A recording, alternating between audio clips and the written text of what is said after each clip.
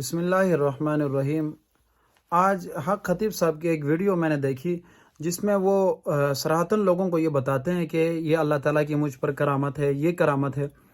دیکھیں، سب سے پہلے میں بتاؤں کہ الحمدللہ ثم الحمدللہ ہم نے دنیاوی بھی تعلیم اتنی پڑھی ہے کہ اچھی خاصی الحمدللہ ہم نے تعلیم کی ہے، اور دینی تعلیم بھی الحمدللہ سائے ستہ جتنے بھی بڑی کتب ہیں احادیث کی وہ ہم نے پڑھی ہیں الحمدللہ۔ قرآن پاک پورا ترجمے کے ساتھ ہم نے پڑھا ہے، اکابرین کے جو ہے سوانح اور ان کی تاریخ ہم نے پڑھی ہے۔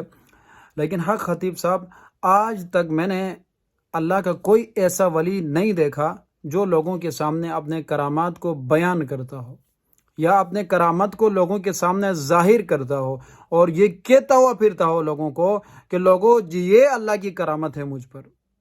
حق خطیب صاحب، جو اللہ کا ولی ہوتا ہے وہ ہمیشہ اپنی کرامت کو لوگوں سے چھپاتا ہے۔ امام ابو حنیفہ رحمۃ اللہ علیہ سے لے کے ہزاروں ایسے مثالیں آپ کے سامنے ہیں۔ اللہ تعالیٰ جب بھی کسی اپنے ولی کو کوئی کرامت دیتا ہے تو ان کی کوشش ہوتی ہے کہ اس کرامت کو لوگوں سے چھپائے۔ لیکن آپ پہلے ایسا میں اللہ کا ولی دیکھ رہا ہوں جو لوگوں کے سامنے چیخ چیخ کر بتا رہا ہوتا ہے کہ یہ اللہ کی مجھ پر کرامت ہے۔ لیکن یاد رکھیے گا، جس کو آپ کرامت کہتے ہیں کہ اس طرح کی کرامت آج سے پہلے کسی اللہ کے ولی کے پاس آئی ہی نہیں ہے۔ جو جس طور و طریقے سے آپ جن چیزوں کو کرامات کہتے ہیں یہ کرامات میں ہے ہی نہیں۔ دوسری مین چیز یہ ہے، ہمیشہ اللہ تبارک و تعالیٰ اپنے کرامات اپنے ولیوں کو دیتا ہے، اپنے دوستوں کو دیتے ہیں۔ اللہ کا دوست کون ہوتا ہے؟ اللہ کا دوست وہ ہوتا ہے جو اپنے تمام کے تمام جسم کو اپنے نبی کے سنت کے سانچے میں ڈالیں، ٹھیک ہے؟ وہ پورا کا پورا جو ہے نبی کریم صلی اللہ علیہ وسلم کے سنت کے سانچے میں ڈلا ہوا ہوتا ہے۔ اس کے ایک ایک بات، اس کے قول و فعل، اس کے حرکات، اس کا پہننا اٹھنا بیٹھنا تمام کے تمام سنت کے مطابق ہوتا ہے۔ تب جا کر اللہ تبارک و تعالیٰ اس کو اپنا دوست بناتے ہیں، کیونکہ میرے اللہ کو اپنے محبوب کے طور و طریقے بڑے پسند ہے۔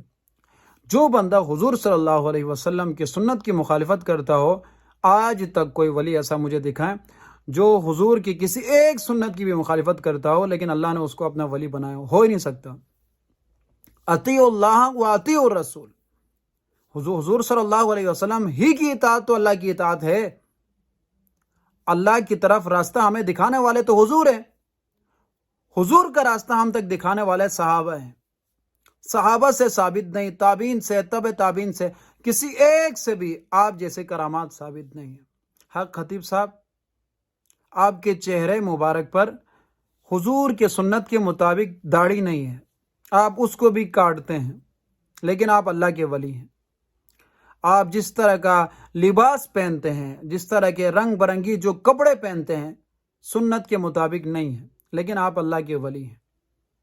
جس طرح کا عمامے، جس طرح کی جو ہے عجیب عجیب ٹوپیاں اور عجیب عجیب قسم کے جو ہے تاج آپ پہنتے ہیں، کہیں کسی صحابی سے، حضور صلی اللہ علیہ وسلم سے ثابت نہیں ہے، لیکن آپ اللہ کے ولی ہیں۔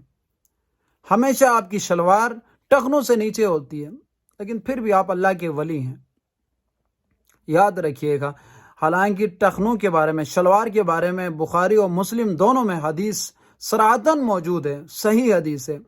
جس بندے کا جو ہے شلوار یا پاجامہ ٹخنوں سے نیچے ہوتا ہے تو وہ حصہ جہنم کے آگ میں جلتا ہے۔